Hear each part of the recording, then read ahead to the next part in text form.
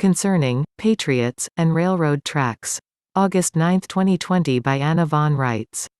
This morning I got word that another group of Patriots are going down the same road as the Colorado 9. This group, led by Ron Vrooman and apparently, Ron Gibson, too, is trying to deny the history and public records we've brought forward, and are going head-to-head with the state courts in Oregon.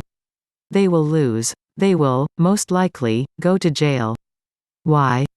For the same reason that an enlisted man in the Army goes to the brig when he slaps an officer.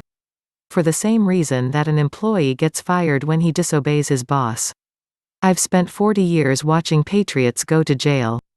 Those that won't listen go to the foreign court, they subject themselves to that court, they lose their freedom, their property, and most often serve lengthy prison sentences, too. And the court doesn't even listen to their arguments. Why? Because they are presumed to be employees or dependents of the corporations they are suing. They are insubordinate.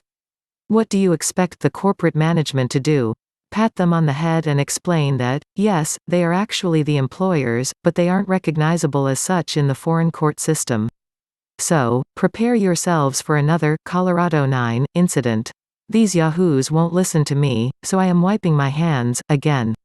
I once saw, from a distance, a turkey go stand on a railroad track, and just stand there to the very bitter end, while a locomotive bore down on it.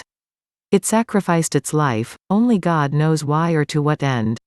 In order for an assembly to be a valid state assembly, it must be composed of people who have declared their proper and singular political status as state citizens.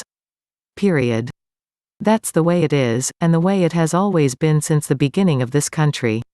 There are, of course, state-of-state assemblies composed of U.S. citizens, but that's not the same thing.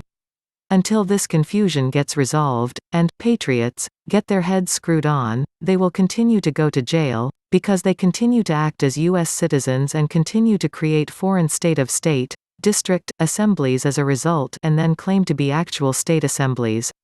As long as they are acting as U.S. citizens they can't create a valid state assembly, by definition. This mistaken activity nets the Patriots nothing but a world of trouble and serious criminal charges on top of it.